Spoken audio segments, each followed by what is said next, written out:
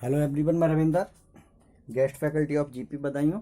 तो applied mechanics के इस वीडियो लेक्चर में हम आपको बल को डिफाइन करेंगे। फोर्सेस क्या है, ठीक है, बल किसे कहते हैं सभी लोग जानते होंगे, लेकिन फिर भी ये इम्पोर्टेंट क्वेश्चन है। पूछा जाता है कि बल तथा बल के लक्षण बताइए, ठीक है। तो क्वेश्चन को हमें सॉल्व करना है एग्जाम में।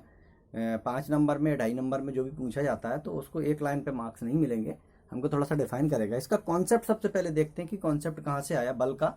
तो बल का कॉन्सेप्ट जो है न्यूटन के प्रथम नियम से आता है। न्यूटन के गति विषय प्रथम नियम सभी लोग जानते होंगे। न्यूटन के जो प्रथम नियम है उसको हम जड़त्व के नियम से भी जानते हैं, ठीक है। जड़त्व का नियम न्यूटन का प्रथम नियम। तो इससे हमें ये जो नियम है वो ये कहता है कि कोई पिंड या कोई वस्तु अपनी अवस्था परिवर्तन का विरोध करती है। बस ये सिंपल सा डेफिनेशन है इसकी कि न्यूटन के गति विषय का प्रथम नियम, इसी को हम जड़त्व का नियम बोलते हैं। प्रत्येक वस्तु अपनी अवस्था परिवर्तन का विरोध करती है। इसका मतलब कोई वस्तु अगर है विराम अवस्था में तो वो विराम में ही बनी रहने चाहती है, और अगर गतिमान है तो गतिमान अवस्था में ही बनी रहना चाहती है। जब तक कि उस पर कोई बाहरी बल ना लगाए तब तक वो अपनी अवस्था परिवर्तन नहीं करती है। तो ठीक है, यहाँ हमने दोबारा से ये डेफिनेशन लिखी है। प्रत्येक पिंड अपनी अवस्था परिवर्तन या गतिकीय अवस्था को बनाए रखना चाहता है जब तक कि वह किसी बाह्य कारक, ठीक है, बाह्य कारण जिसे बल कहते हैं, द्वारा अवस्था परिवर्तन के लिए बाध्य ना किया जाए, ठीक है। बस वही बात है कि कोई पिंड अपनी अवस्था परिवर्तन का विरोध करता है, ठीक है, जब तक कि उस पर कोई बाहरी बल ना लगाया जाए, ठीक है।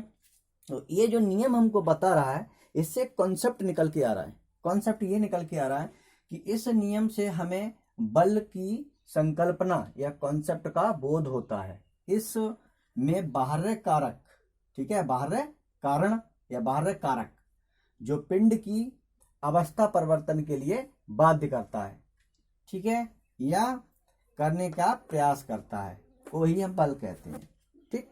यानी अवस्था परिवर्तन किसी पिंड की अगर करनी है तो जरूरी है कि अवस्था परिवर्तन के लिए उस पिंड को बाध्य किया जाए। तो बाध्य कैसे हो सकता है? एक्सटर्नल फोर्स द्वारा। तो यहाँ पर आपको पता लग गया कि यहाँ से न्यूटन का गति विषय का जो प्रथम नियम है उससे हमें एक कॉन्सेप्ट पता लगता है फोर्स का, बल का आभास होता है। यहाँ बल की हमने फिर फाइनली डेफिनेशन को लिख दिया है। बल वह बाह्य कारक या कारण है जो किसी पिंड पर लगाने से उस पिंड की अवस्था में परिवर्तन कर दे या परिवर्तन करने का प्रयास करे या प्रयत्न करे। कोई जरूरी नहीं है कि बल लगाने से कोई पिंड या कोई वस्तु या बॉडी रनिंग या गति अवस्था में आ जाए। जैसे मैं बात करूं इस ब्लैक बोर्ड की, इस दीवार की, अगर इस पर मैं फोर्स लगाऊं तो फोर्स तो लगा रहा हूं लेकिन ये दीवार अपनी जगह पर ही स्थिर है, ठीक है। तो ये क्या है, हम इसको बाध्य कर रहे हैं, ठीक है, इसकी अवस्था परिवर्तन करने का प्रयास कर रहे हैं लेकिन अवस्था परिवर्तित नहीं हो पा रही है। और हो सकता है कोई नीचे जमीन पर अगर बॉल पड़ी है या पत्थर है छोटा सा है तो उस पर हम फोर्स लगाएंगे, वो रनिंग अवस्था में आ जाएगी। तो या तो रनिंग अवस्था में यानी गति अवस्था में कोई पिंड आ जाए फोर्स लगाने से, है ना, या मतलब फोर्स नहीं, इसको हम बाह्य कारक कहेंगे, ठीक है। तो बल वह बाह्य कारक है जो किसी वस्तु पर लगाने से वस्तु की अवस्था को परिवर्तित कर दे या परिवर्तित करने का प्रयास करे, उसको हम बल बोलते हैं।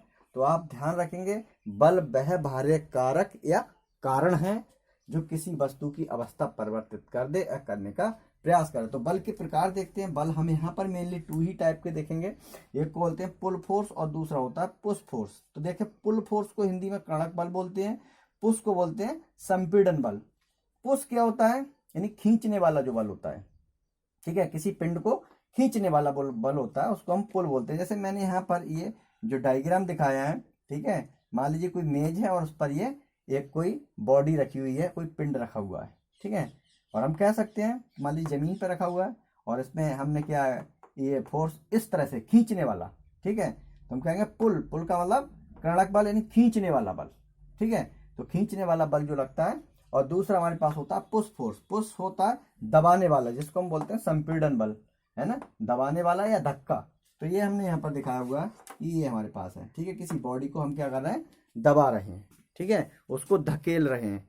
एक होता है खींचने वाला और एक धकेलने वाला, ठीक है।